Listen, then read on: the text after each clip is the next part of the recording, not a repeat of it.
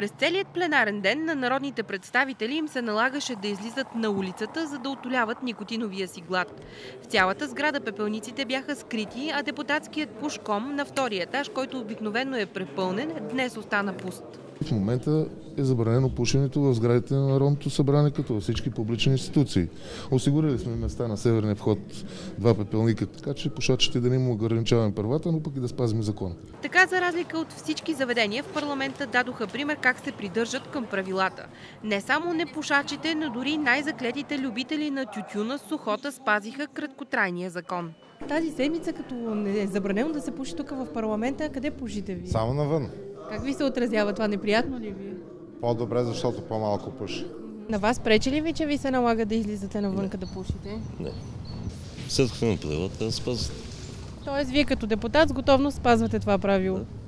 Депутатите и всички пушачи ще могат отново на спокойствие да си палят цигари най-рано в петък. Тогава ще излезе следващият брой на Държавен вестник, през който трябва да мина всеки закон преди да влезе в сила. До тогава на всички обществени места, включително и в заведенията, ще важи тоталната забрана за пушене.